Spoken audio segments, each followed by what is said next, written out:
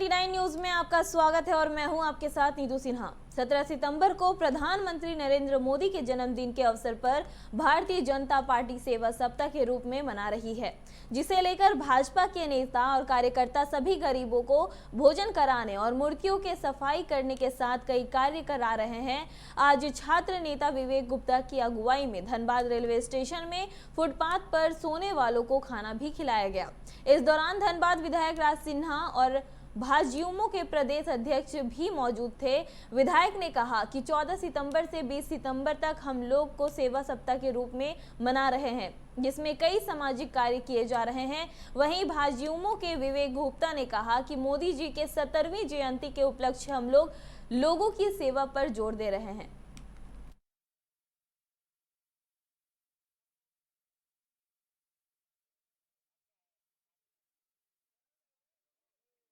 मोदी जी का जन्म दिवस है और इस अवसर पर हम लोग 14 तारीख से भारतीय जनता पार्टी के कार्यकर्ता सेवा सप्ताह मना रहे हैं और इसमें रोज हम लोग एक एक कार्यक्रम कर रहे हैं। जैसे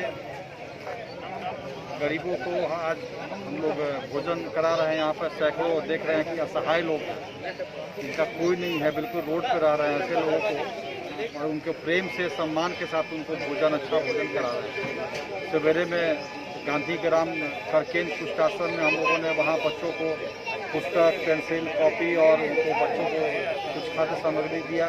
हम लोग ने स्टेशन में माननीय प्रधानमंत्री का सेवा सप्ताह जो किया जा रहा है उसके उपलक्ष्य में आज हम लोग ने आज खाना का वितरण गरीब असहाय जरूरतमंदों को खाना खिलाया गया, जिसमें कि कोई भी गरीब भूखा ना हो। क्योंकि कल प्रधानमंत्री का जन्मदिन है जो साप्ताहिक चले जा रहा है। आज हम लोग भी खाना खिला के अपना प्रधानमंत्री को यह संदेश देना चाहते हैं हम लोग सब युवा उनके साथ हैं। झरिया विधायक पूर्णिमा नीरज सिंह का आधिकारिक फेसबुक पेज हैक हो गया है। इसकी लिखित शिकायत विधायक ने एसएसपी से की है। एसएसपी को दी शिकायत में पूर्णिमा नीरज सिंह ने कहा कि 13 सितंबर से ही पूर्णिमा नीरज सिंह के नाम से संचालित उनका फेसबुक पेज हैक कर लिया गया था। इसके बाद फेसबुक ने आईडी बंद कर दिया। इस पेज पर लगभग 31,000 फॉलोअर्स हैं।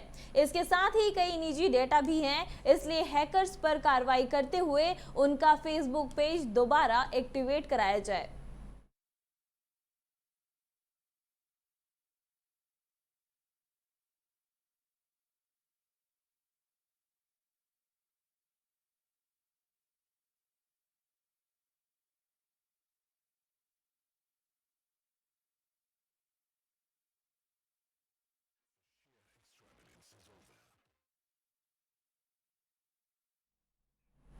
सत्रह सितंबर को प्रधानमंत्री नरेंद्र मोदी का 70वें जन्मदिन मनाने भाजपा विधायक बाबूलाल मरांडी आए हुए हैं। विधायक बाबूलाल मरांडी ने सर्किट हाउस में हुए हेमंत सरकार और उनके परिवार पर संगीन आरोप लगाते हुए कहा कि राज्य की ट्रेजरी और खाली है, लेकिन सीएम हेमंत सोरेन के परिवार का ट्रेजरी लगातार भरता जा रहा है। पत्थर और जमीन के अवैध खेल से लगातार भारत जा रहा है। उन्होंने हेमंत सरकार के अधिकारियों पर भी निशाना साधते हुए कहा कि जमीन के इस खेल में उनके आलाधिकारी भी उनका सहयोग करने में जुटे हैं। इसके साथ ही वह झारखंड के दुमका और बैरमो में होने जा रही उपचुनाव के भाजपा की जीत को लेकर भी फुल कॉन्फिडेंट में दिखे हैं। उन्होंने कहा कि धनबाद आने से पूर्व वह बैरमो में ही थे, जहां जनता का मिजाज देखकर यह स्पष्ट हो गया है कि राज्य की या दोनों सीट भाजपा ही जीतेगी। इस दौरान उनके साथ भाजयुमो के प्रदेश अध्यक्ष किशल्य तिवारी सहित धनबाद भाजपा के दर्जनों कार्यकर्ता मौजूद थे। वो कुछ भी नहीं बोलना है। पार्टी के विधायकों ने सर्वसम्मति से अपने विधायक दल के नेता चुना है, तो हमारा जो जिम्मेवारी है, जो दायित्व है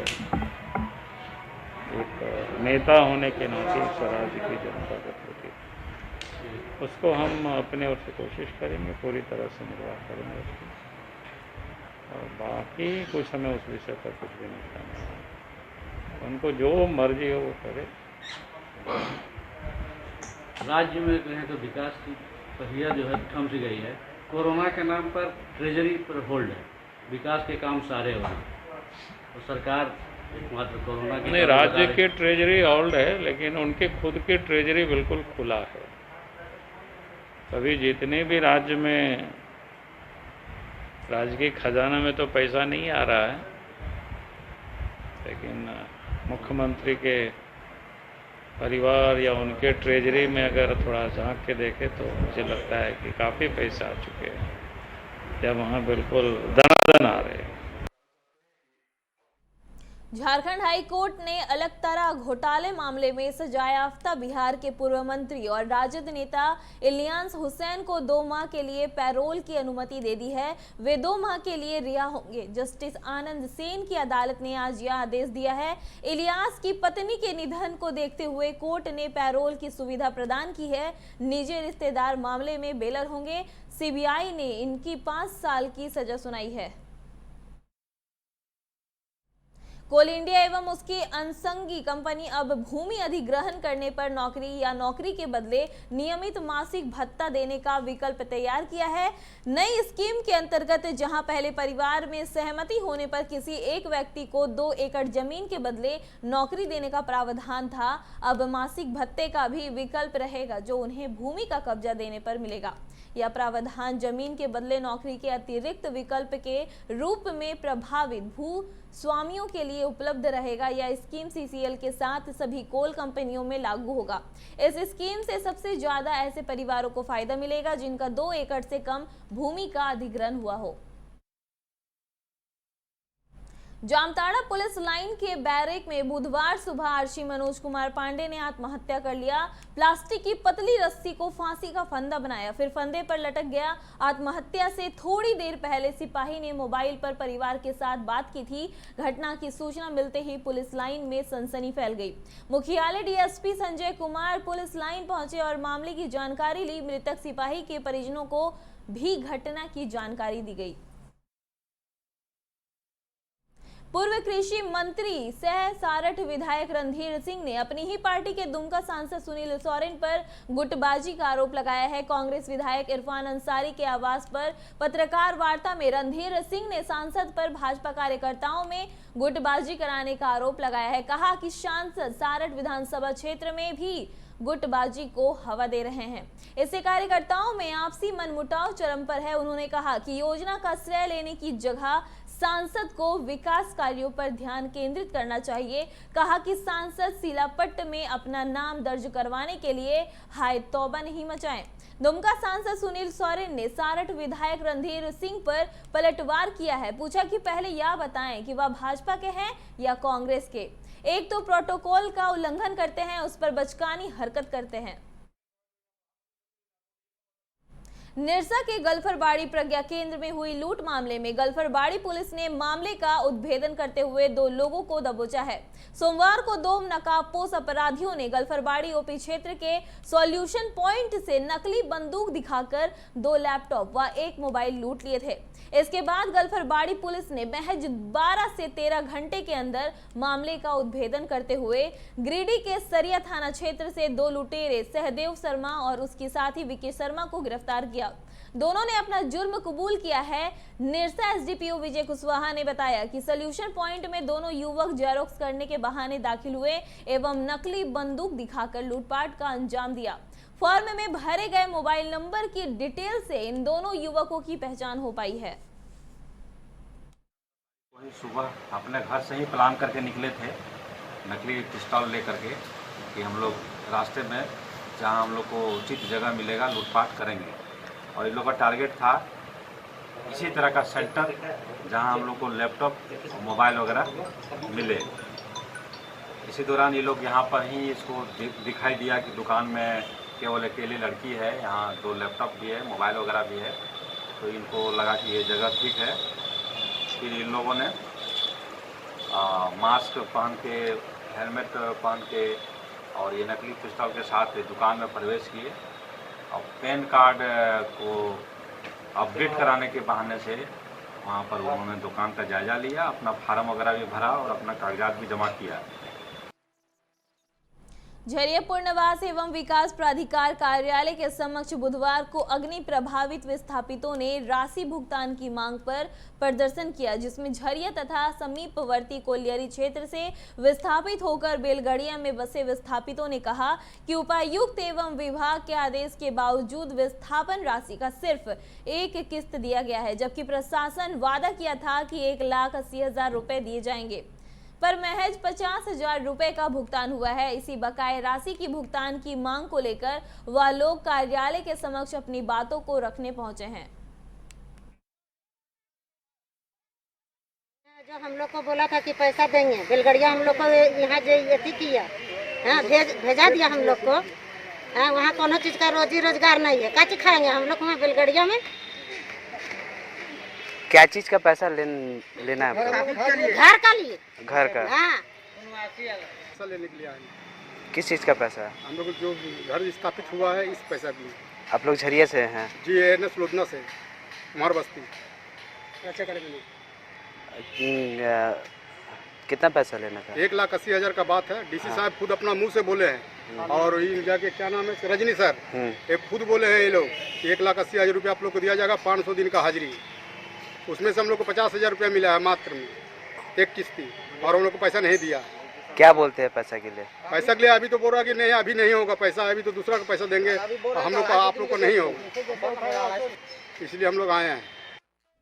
पानी बिजली की समस्या को लेकर जनता मजदूर संघ कुंती गुट के कार्यकर्ताओं ने लोधना एरिया का ट्रांसपोर्टिंग को ठप कर प्रदर्शन किया। कुंती गुट के नेता शिवजीत सिंह ने मोटर पंप ठेकेदार द्वारा बनाने को लेकर area ANM GM SK Mishra पर कई गंभीर आरोप लगाते हुए कहा कि भ्रष्टाचार चरम सीमा पर बढ़ चुका है। इसका पूरा जिम्मेवार ANM प्रबंधन का है, क्योंकि एक ही पंप और ट्रांसफार्मर को लाखों रुपए लगाकर कंपनी के द्वारा कार्य कराया जाता है, लेकिन महज एक सप्ताह के अंदर पुनः खराब हो जाता है और उससे आम जनता को पानी के लिए परेशानी उठानी पड़ती है। हम आपको बताएंगे कि यहाँ पंप खराब रहने के कारण कई दिनों से जलापूर्ति बाधित है। बिजनेस टकले उसका जांच भी हुआ और जांच भी हो रहा है। इसमें आपका एरिया मैनेजर EM मिश्रा साहब का पूरी मिली भगत है। ये कागज पर खाली रिपेयरिंग करवा रहे हैं, डेंटिंग पेंटिंग खाली करवा करके, रंग पोछा करके मोटर मंगवाते हैं और फिर उसको दोबारा रिपेयरिंग होता है। एक मुर्गी को 5 बार जब किया जाता है। आकाश किनारे कांटा घर पर कोयला लोडिंग में वर्चस्व की लड़ाई की आशंका को लेकर जिला प्रशासन के निर्देशानुसार बड़ी संख्या में पुलिस बल की तैनाती की गई है। वहीं BCCL प्रबंधन ने भी CISF की तैनाती की है ताकि शांतिपूर्ण माहौल में ट्रक लोड हो सके। पुलिस की मौजूदगी में ट्रकों को लोड किया जा रहा है। बताते चले कि कई बार इसी कांटा घर पर ढुल्लू समर्थक और जीप सदस्य सुभाष राय के समर्थकों के बीच जमकर बमबाजी और गोलीबारी हुई थी और इलाका रण क्षेत्र में तब्दील हो गया था। BCCL एरिया 12 अंतर्गत दहीबाड़ी कोलियरी में माले कार्यकर्ताओं ने प्रधानमंत्री नरेंद्र मोदी का पुतला दहन किया। माले के मजदूर संगठन ने केंद्र सरकार पर मजदूर विरोधी नीतियों का आरोप लगाया है। इस दौरान मजदूरों ने लेबर कोड बिल की प्रतियां जलाई और जमकर सरकार के विरोध में नारे लगाए। कहा कि लॉकडाउन के आड़ में सरकार सभी सरकारी संस्थान में नौकरी को खत्म कर निजीकरण करने की साजिश रच रही है। हम मजदूर विरोधी इस कानून को किसी हाल में लागू नहीं होने देंगे।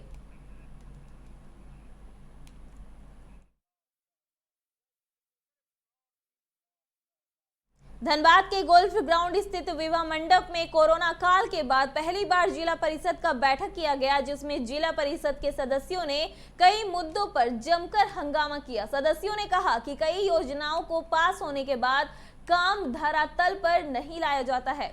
पिछले बोर्ड बैठक में कई गांवों में पानी का प्रस्ताव पारित हुआ है, लेकिन अधूरा ही रहा है। कंबल का भी प्रस्ताव हुआ था, वह भी पूरी तरह से सफल नहीं हुआ है। इस हो हंगामे को देखते हुए जिला परिषद अध्यक्ष और DDC बैठक को छोड़कर कमरे से बाहर निकल गए, पर सदस्यों ने उनके वाहन को घेरकर खूब हंगामा किया। इस एजेंडा था हीरापुर हरि मंदिर के सामने पुरानी बाजार टंकी के समीप जिला परिषद जमीन पर विभागीय स्तर से मॉल निर्माण। लूबी सर्कुलर रोड अध्यक्ष आवास के सामने प्रतिष्ठित खाली जमीन में मॉल निर्माण। DMFT से प्राप्त राशि जिला परिषद के माध्यम से कार्यान्वित करने पर विचार। 13वीं वित्त आयोग राशि से सुदृढ़ीकरण के संबंध में कुछ जेरॉक्स मशीन वगैरह के क्रय।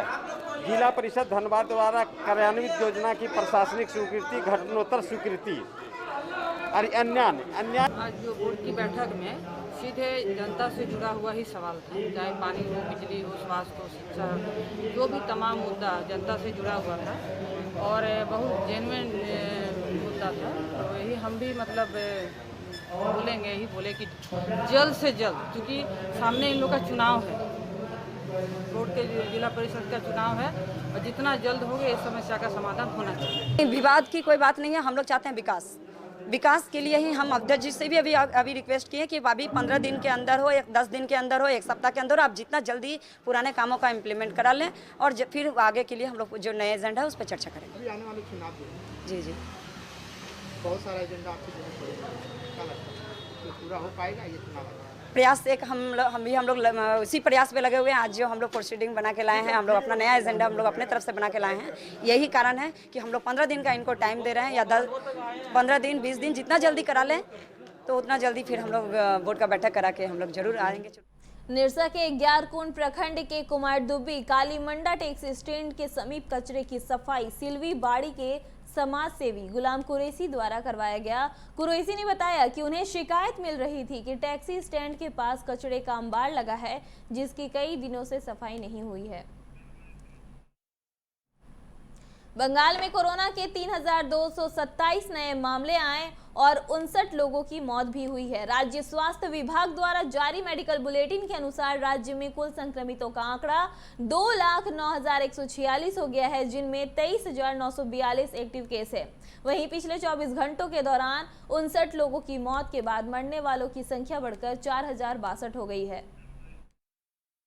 पश्चिम बंगाल में एक बार फिर टीएमसी बीजेपी के बीच तलवारें खींच गई हैं। कोलकाता पुलिस ने बीजेपी के शहीद तर्पण कार्यक्रम को इजाजत देने से इनकार कर दिया है। यह कार्यक्रम बीजेपी महासचिव कैलाश विजयवर्गीय अगुवाई में हो रहा था, जिसमें मुकुल राय, राहुल सिन्हा भी शामिल होने पहुंचे थे। बगबाजार घाट पर पुलिस फोर्स तैनात है। कार्यक्रम में पहुंचने से पहले ही बीजेपी कार्यकर्ताओं को बैरिकेड लगाकर रोक दिया गया है। साथ ही तर्पण कार्यक्रम के लिए लगे मंच को भी खोल दिया गया है। वहीं इसका विरोध करने पर कोलकाता पुलिस ने कई बीजेपी कार्यकर्ताओं को गिरफ्तार कर लिया है, जिसके बाद कैलाश विजयवर्गीय और मुकुल रॉय धरने पर बैठ गए हैं। हालांकि बीजेपी नेता मुकुल रॉय का कहना है कि धार्मिक कार्यक्रम के लिए परमिशन की जरूरत नहीं होती है। बता दें कि शहीद तर्पण कार्यक्रम का आयोजन पिछले 1 साल के दौरान राजनीतिक हिंसा के मारे गए बीजेपी कार्यकर्ताओं की याद में किया जा रहा है। बीएसएफ के दक्षिण बंगाल फ्रंटियर के जवानों ने बंगाल के उत्तर 24 परगना जिले में अंतर्राष्ट्रीय सीमा को अवैध तरीके से पार कर पड़ोसी देश जाने का प्रयास कर रहे 13 बांग्लादेशी नागरिकों को गिरफ्तार किया है। बीएसएफ की ओर से बुधवार को एक बयान में बताया गया कि पकड़े गए लोगों में 5 पुरुष, 5 महिलाएं एवं 3 बच्चे शामिल हैं। इन सभी बांग्लादेशी नागरिकों को बुधवार तड़के करीब 3 बजे उस वक्त पकड़ा गया जब वे पंचबेरिया सीमा चौकी इलाके से होकर सीमा पार जाने का प्रयास कर रहे थे। बंगाल के उत्तर 24 परगना जिले में अंतर्राष्ट्रीय सीमा के पास बीएसएफ के साथ मुठभेड़ में गोली लगने से एक बांग्लादेशी पशु तस्कर घायल हो गया। उसके कब्जे से बीएसएफ ने एक मवेशी को भी तस्करी से बचाया। हिरासत में लिए गए तस्कर को उचित चिकित्सा के बाद बीएसएफ ने आगे की जांच व कानूनी कार्रवाई के लिए गायघाट थाने के हवाले कर दिया है। यह घटना तेंतुल बेरिया सीमा चौकी क्षेत्र में उस वक्त घटी जब 8 से 10 की संख्या में बांग्लादेशी तस्करों का एक समूह अवैध रूप से भारतीय सीमा में घुसकर मवेशियों को बांग्लादेश में ले जाने की कोशिश कर रहा था।